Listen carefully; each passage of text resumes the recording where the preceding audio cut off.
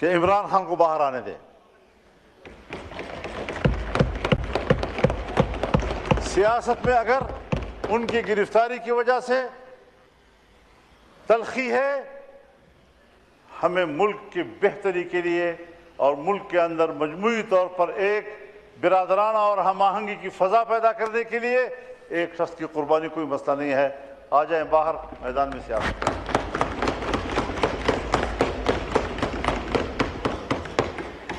مجھے لوگ پوچھتے ہیں آپ عمران خان پر بہت تنقید کرتے تھے، آج کل کیوں نہیں کر رہے؟ میں نے کہا یہ میرا مزاج نہیں مانتا کہ میرا مخالف جیل میں ہو، اس کے ہاتھ پاؤں بندی ہوئی اور میں کھل کر پر تنقید کرتا رہا ہوں. آؤ وہ بھی باہر آئیں گے، وہ بھی بات کریں گے، ہم بھی بات کریں گے، کوئی ایسا مسئلہ نہیں ہے. اگر آپ کو یہ خطرہ ہے کہ ان کیمرے میٹنگ ہوگی اور پی ٹی آئی والے کوئی ہنگامہ کریں گے، میں اس floor per P T I والوں کی ضمانت خود لیتا ہوں، کوئی ہنگامہ نہیں کریں گے، وہ سنیں گے بات. مولانا صاحب گزارش ہے کہ 10 منٹ کا ٹائم ہوتا ہے ہر ممبر کا، آپ آدھا گھنٹہ آپ نہ سکھائیں پلیز. آپ نہ سکھائیں پلیز، آپ چیئر کو ڈائریکشن نہ دیں. تو گزارش صرف یہ ہے کہ اور کتنا بولیں گے آپ. کھٹک صاحب تشریف رکھیں پلیز، اس طرح نہ کریں. جی کتنا بولیں گے مولانا صاحب؟ آدھا گھنٹہ. بولنے کو تو حضرت اتنے درد ہیں کہ ہر درد کے لیے 1 گھنٹہ چاہیے. اور اب میں آپ کے اوپر جب ایک بوجھ آ گیا، ایک دباؤ آ گیا، تو مجھے آپ کے درد کا بھی احساس ہے. مجھے یہ بھی معلوم ہے کہ یہ درد آپ کا اکیلا نہیں ہے، یہ درد کہیں سے آ جاتا ہے.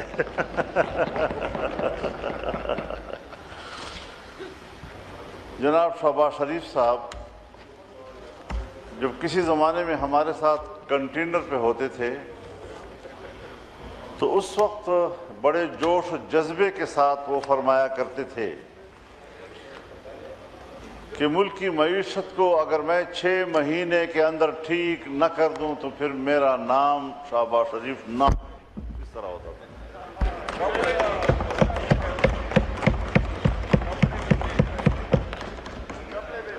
یہ سارے مناظر ہم نے دیکھے سنے ہیں. ہمیں اگر عمران خان سے شکوہ تھا کہ انہوں نے اپنی حکومت میں تاریخ کے سب سے بڑے قرضے لیے، آج اگر ہم ان کی پالیسیوں سے اختلاف کرتے تھے تو ہمیں اصلاحات کی طرف بڑھنا چاہیے تھا. تیسرا بجٹ ہم نے پیش کر دیا، لیکن ہم قرضوں میں کہیں زیادہ بیرونی قرضے ہیں، ملک کے اندر کے قرضے ہیں، اور اس وقت ہمارا ہر پاکستانی وہ 3,25,000 روپے کا مقروض ہے، بلکہ ڈالر میں. اس ساری صورتحال میں جب غریب آدمی اپنی صبح و شام کی نان جویں کے لیے ترستا ہوگا، وہ اپنی تنخواہ میں گھر کا کرایہ بھی دے رہا ہے، وہ اپنی تنخواہ میں بچوں کے اسکول کی فیس بھی ادا کر رہا ہے، وہ اپنی تنخواہ میں بجلی کا بل بھی دے رہا ہے، وہ اپنی تنخواہ میں گیس کا بل بھی دے رہا ہے، اور اس کی جو ادائیگیاں ہیں اور اخراجات ہیں وہ اس کے آمدن سے بڑھ جاتے ہیں. ذرا تھوڑا سا سوچ لینا چاہیے کہ اس غریب انسان کی زندگی کا کیا حال ہوگا. غربت اگر پہلے 25% تھی تو اس سال میں 29% شرح سے کم تک لوگ چلے گئے ہیں، غربت کے لکیر سے نیچے چلے گئے ہیں. اور ظاہر ہے کہ جب ہم عوام کو روزگار کے مواقع فراہم نہیں کر سکتے تو اس کی وجہ یہ ہے کہ ہم ملک کے اندر بد امنی ہے. روزگار کے لیے لوگ گھروں سے باہر نہیں جا سکتے. اور میں یہ بات کسی تعصب کی بنیاد پر نہیں کہہ رہا، میں مسلسل یہ باتیں کر رہا ہوں ایک پاکستانی کی حیثیت میں اور ایک پارلیمنٹرین کی حیثیت میں کہ ملک کا امن و امان انتہائی حد تک خراب ہے.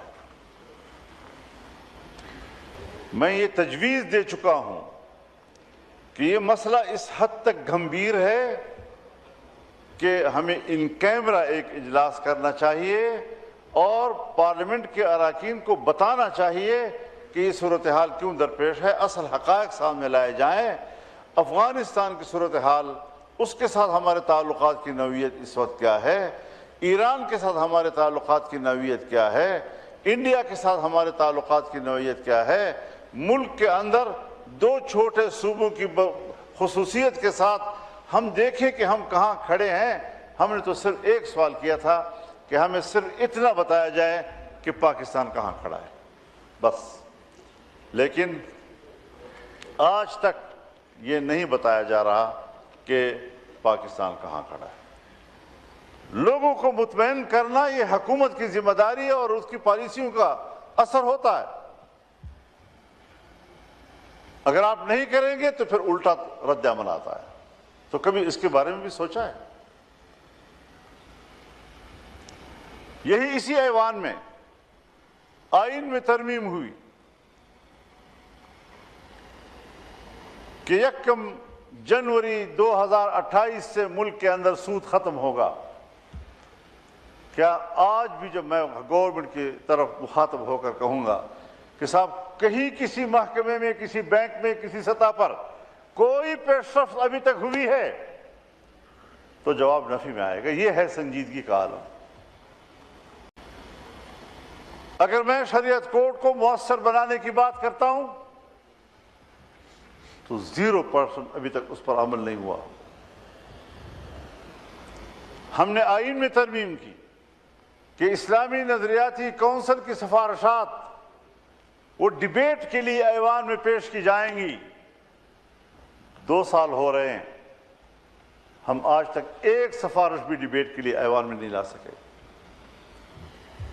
یہ ہے معاہدے، یہ ہے پارلیمنٹ کے فیصلے، یہ ہے پارلیمنٹ کے فیصلوں کی توقیر، یہ ہے اپنی زبان کو عملی جامہ پہنانے کے مناظر. اب آپ بتائیں کہ ان حالات میں آپ کس طرح عام آدمی کو مطمئن کر سکیں گے؟ میں نے تو آپ کے ساتھ مذاکرات کیے تھے، ہم نے تو بات چیت کی تھی، کوئی ڈنڈے تو نہیں اٹھائے تھے، کوئی ہنگامے تو نہیں کیے تھے. اور مذاکرات میں آپ نے جو کچھ تسلیم کیا، 26ویں ترمیم میں جو کچھ آپ نے تسلیم کیا، 27ویں ترمیم میں اس سب کو چاٹ لیا واپس. یہ ہوتی ہے کمٹمنٹ. اور آج 28ویں ترمیم کی باتیں ہو رہی ہیں. کیا حاصل کرنا چاہتے ہیں؟ 18ویں ترمیم کو واپس کرنے کی باتیں ہو رہی ہیں. افواہیں ہیں، ابھی تک کوئی چیز منظر عام پہ نہیں آئی، لیکن باتیں ہو رہی ہیں اور باتیں بلا وجہ نہیں ہوتی. اسی لیے میں سوچتا ہوں کہ جہاں میں حکومت کو متوجہ کرنا چاہتا ہوں جناب اسپیکر آپ کی وساطت سے، وہاں میں خاص طور پر پاکستان پیپلز پارٹی کو متوجہ کرنا چاہتا ہوں کہ سن 1973 کا آئین یہ پاکستان پیپلز پارٹی کے قائد ذوالفقار علی بھٹو شہید نے دیا تھا. میرے والد نے اس پہ دستخط کیے تھے، خان عبد الولی خان نے اس پہ دستخط کیے تھے، غوث بخش بزنجو نے اس پر دستخط کیے تھے، چھوٹے صوبوں نے اس کو قبول کیا تھا. کیا حشر کیا گیا اس کا. اور پھر پاکستان پیپلز پارٹی کی حکومت تھی جب 18ویں